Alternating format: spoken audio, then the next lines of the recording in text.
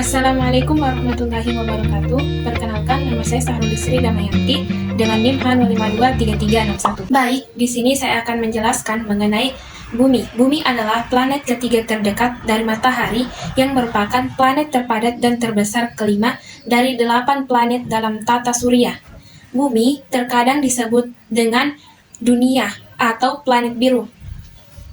Adapun struktur bumi secara garis besar, yakni lapisan yang membentuk planet bumi terbagi menjadi beberapa, yaitu atmosfer dan litosfer. Yang pertama itu atmosfer. Atmosfer merupakan bagian dari planet ini, contohnya udara dan seluruh yang ada di atas permukaan bumi.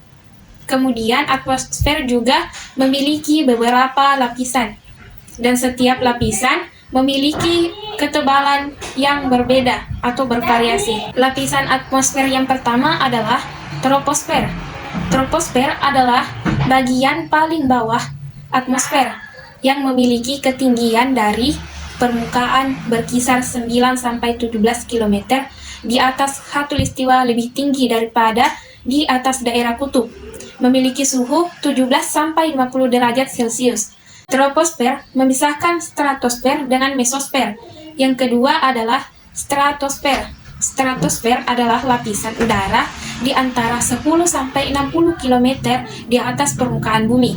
Stratosfer di atas troposfer atau bisa diartikan sebagai daerah atmosfer yang terletak antara tropaus dan stratopause. Di dalam daerah ini makin ke atas suhunya makin tinggi, sekitar minus 57 derajat Celcius. Ozon berfungsi untuk menahan sinar ultraviolet. Yang ketiga adalah mesosfer. Mesosfer adalah daerah atmosfer yang terletak antara stratopause dan mesopause. Pada umumnya di daerah ini makin atas suhunya makin naik, memiliki ketebalan antara 45-75 km. Selain itu juga memiliki suhu lapisan berkisar dari minus 140 derajat Celcius. Apabila terdapat suhu yang rendah dan dingin, dapat mengakibatkan munculnya awan noctilucent yang terdiri dari kristal-kristal es. Yang keempat adalah ionosfer. Ionosfer adalah lapisan atmosfer pada ketinggian 100 km di atas lapisan stratosfer, mengandung ion dan elektron bebas yang dihasilkan oleh radiasi matahari. 2F, isi lapisan atmosfer yang tingginya mulai dari 50 sampai 1000 km, merupakan lapisan ion-ion. Dapat memantulkan gelombang-gelombang radio. Yang kelima adalah termosfer. Termosfer adalah bagian atmosfer kira-kira 50 mil di atas permukaan bumi sampai angkasa luar yang ditandai dengan suhu udara tinggi terus-menerus. Yang keenam adalah eksosfer. Eksosfer adalah daerah di luar atmosfer, memiliki ketinggian kurang lebih 500 km. Benda-benda yang sangat ringan di ruang ini akan terlempar keluar angkasa. Nah, eksosfer tidak memiliki tekanan udara. Eksosfer memiliki refleksi dari cahaya matahari yang dipantulkan oleh partikel debu meteoritik. Baik, karena tadi kita sudah membahas mengenai atmosfer, kemudian kita bahas mengenai litosfer.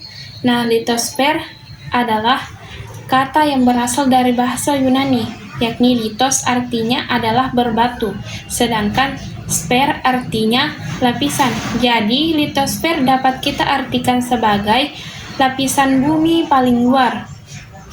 Nah, lapisan atmosfer itu ada 3. Yang pertama itu kerak bumi. Kerak bumi merupakan lapisan bumi atau kulit bumi paling luar atau permukaan bumi. Kerak bumi terdiri dari 2 jenis, yaitu kerak benua dan kerak samudra.